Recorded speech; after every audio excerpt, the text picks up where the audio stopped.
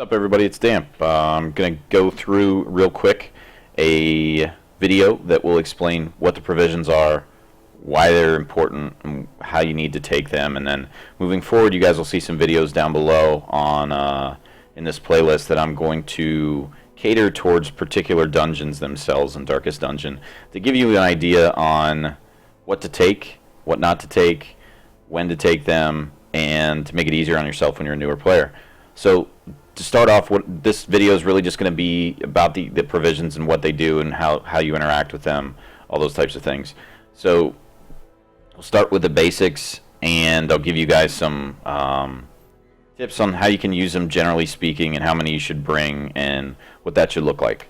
So here we go. To start, we're going to look at your firewood. So in general, if you look at firewood and what that looks like is firewood is utilized to make a camp, which is when you will use your player's camping skills to buff and or manage stress.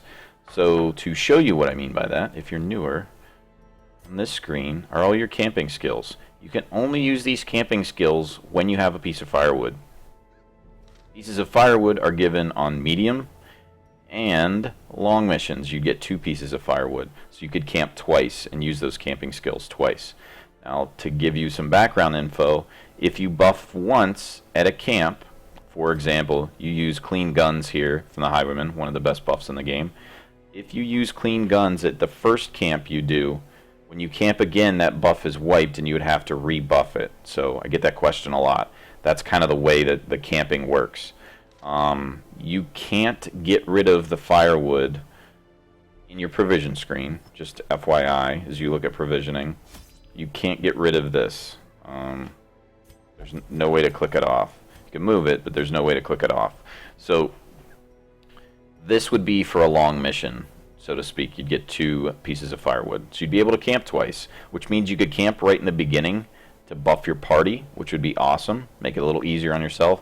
And then halfway through, you could buff just to rest, recover your stress, things like that.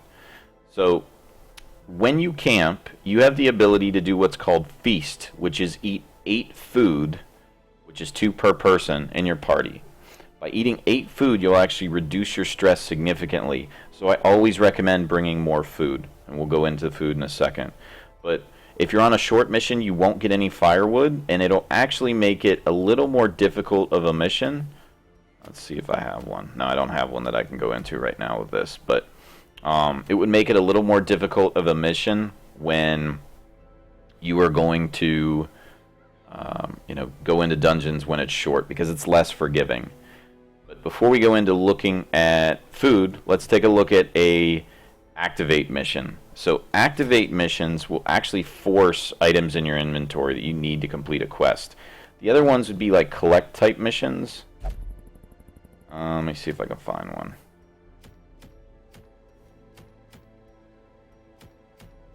Nope. These are all explore outside of this one. So the activate missions will require, it will actually use up some of your inventory space, which means that it's probably not going to be as profitable as a run for you. So I recommend against those whenever you have an explore mission. Those are the easiest. And then the complete 100% of room battles are probably the second easiest. Sometimes the boss fights are pretty easy because you know where to go after a while, and you know what to do. But early in the game, they tend to be fairly difficult. So we're going to stick with one that's simple. We're going to explore 90% of the rooms. So when we go to provision, we have 1 piece of firewood because it's a medium dungeon. We've already talked about that. But then you have all this other stuff. What does this do? The tutorial really doesn't give you a lot of insight on it. So that's what you came to me for. So let's look at food. Food is important to restore your health. It's basically like a really small potion. So don't look for potions in this game, but you could eat food. 1 food typically just restores 1 HP on low HP characters, like Highwaymen, like Plague Doctors, things like that, and 2 HP on things like Crusaders. So the other thing you have to remember is in these dungeons, as you walk through, you're going to get food checked. What a food check is it's randomly going to come up on the screen and say, hey, your party's hungry, they need to eat. If you don't feed them, you're going to have a bad time. What happens is You will not feed them. They'll incur stress and they'll take damage. A lot of it. Don't do that. Bring more food than you think you need. So what I typically recommend on medium dungeons is bringing 20 food. I know that sounds like a crazy amount, but let's say you get a bad layout and you get bad RNG for your layout and you have to backtrack all over the place. The more you backtrack, the more likely you are to get food checked, the more likely you are to be stressed or hurt. On top of that, you can always use food to feed your people and use it like a potion. So don't be afraid to take a little more. Now, that being said, the more you take, the more it cuts into your profit. Keep that in mind, because there are times that I throw quite a bit of food away at the end of a dungeon. But I'd rather have more than less, especially for a newer player. That's what I'd recommend. That's how food works. Then we have shovels. So we're going to get rid of the food, and we're going to talk about shovels. So, talking about shovels, when do you need them? Do I have to bring them? What does that look like? Yes, you always have to bring shovels, because what's going to happen is you're going to run into trees, you're going to run into things that block your path. Rocks, rubble, all kinds of things. Make sure you bring 3 shovels for a medium dungeon. I'd recommend 2 for a short dungeon and 4 for a long. I'll go into more detail on that. But shovel is used to clear obstacles. It's also a poor man's key. So let me explain how that works. On some of the curios that you can interact with that are in the background as you go through a dungeon, they require a key. Shit, I ran out of keys. Your backup, use a shovel. You won't get the highest loot tier, the highest loot table. With the shovel, you'll get the second highest. Now, keep in mind, you don't want to do that if you have a lot of your dungeon left, because you might get checked by one of these trees that you have to pass, or a thing of rubble that you have to pass, and you run out of shovels. That sucks. That means your people have to dig it through with their hands. They're going to take a lot of damage and a lot of stress, similar to how a food check is when you don't have any food. So, medium dungeons, I recommend at least 3 shovels every time you do that. Those are the 2 that are required really pretty much for every dungeon. Torches aren't required. We'll go into that in a little bit. Right at the end, we'll talk about torches and light level and things like that. So next one we're going to go into is Antivenom and Bandages. We're going to treat this as one. So as your characters get blight, which is poison, from either spiders or other stuff, pigs, whatever you want to call it, there's a lot of different things that can poison you, but Antivenom is used to counteract that, so it basically removes a damage over time spell, like a potion would. Like it says there, used to counter blights, poisons, and toxins. So that's what you'd use that for. Bandages are used to stop bleeding. Again, happens from a lot of different mobs. Like, there's some in the ruins that bleed almost exclusively. They just try and bleed you. They don't do a lot of top-end damage, but they will bleed you. So these 2 are used to heal things. For the most part, that's their main purpose. Their secondary purpose is to be used in things like, let me give you an example. If you were in the Warrens, there is a knife rack, and in order to use the knife rack properly and get the best loot table, you can drop a bandage in it, and what that'll do is cover your hands. You can search through the knife rack, giving you more treasure. With Antivenom, it's used a lot in the Weld. With the old tree and the left luggage, you can get the top-end loot tables with that. You won't use Antivenom really a lot in the ruins, except to prevent. You won't use it for loot tables. You'll use it to prevent really getting damaged. It's also used with the mummified remains. I'm sorry, the bandage and the eerie spiderweb. They're in the Weld. You're going to use that for the bandages. The old tree and the left luggage, you're going to use Antivenom. So it also has the purpose of increasing your loot. So that's what that's for. So that pretty much covers those 4, which are the primaries that you'd use. These other guys that you see down here are used to maximize loot or get rid of stress. That's what they're designed for.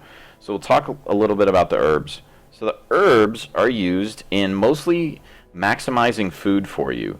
So in the Warrens, the makeshift dining table and the dinner cart, for example, if you use herbs in there, you're going to get a lot more food. So you don't have to take as much food in the Warrens. You don't have to take as much because you can use that. In the Weld, there's a beast carcass, and you can utilize the herbs to give you more food there. You're also going to get a little bit of treasure, but it can save some of the food you're taking into those dungeons. So that's what the herbs are primarily used for. You can also use them on the alchemy table and the Iron Maiden in the ruins. So moving on. let's talk about the keys. So the skeleton keys are used in locked strong boxes, heirloom chests, locked display cabinets, locked sarcophagi, and then left luggage that you find currently in the game. That's what they're used for. They're strictly there to maximize the amount of money you make and avoid the chance that you're going to get hit by a trap. So if you're trying to loot any curios or interact with curios without using these things, you're a lot more likely to have a bad time.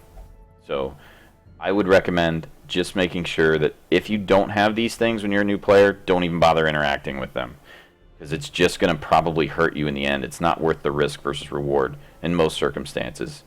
There are some exceptions, being the crates and the sacks. You can always loot those. So, moving on. That's what keys are for. It's pretty simple. The holy water is kind of like the herbs.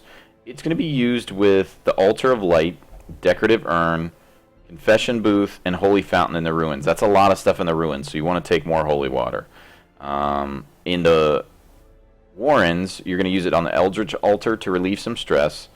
Pile of bones will give you some treasure. And the occult scrawlings, you don't want to interact with that because it'll debuff it with you. Debuff you with it. So, in the weld, you're going to use it on the pristine fountain and the troubling effigy. And then in the cove, it's not out yet. I won't really cover what that is, but I do have the list for the cove that you'd work with. So, that's what you're going to use holy water for. If you look at my guide that I'll link down below, you guys can have a general idea on what I use for how many I tend to take. In short dungeons, I typically would say take one and no more than one, depending on the type of dungeon it is, and we'll go into detail on that in some later videos. Medium dungeons, usually 2. Long dungeons, 3 is typically safe. You don't have to buy everything if you're low on money, but figure out what's going to maximize the most loot for you. Going to the last one is the torch. So the torch is the most complex of what we talked about before. The torch can actually be used in the warrens to remove negative quirks. So if you have a torch, you could loot or light the pile of scrolls on fire, or the eldritch altar. The eldritch altar will give you a really good buff, and the pile of scrolls will actually eliminate a negative quirk. So let's say you have one of your guys that has a negative quirk, like deviant tastes or God-fearing. It's going to randomly pick one of those to remove if you burn the scrolls. So that's what that's used for. It's also used to control your light level. So within Darkest Dungeon, there's a light level, a meter up at the top. With that light level, it controls obviously how light it is in the dungeon, but also the amount of stress you're going to take, the amount of crits you're going to do, the amount of damage the enemy does, and the amount of chance you're going to be surprised. When you're new, take more torches than you think you need. On a medium dungeon, maybe take 12.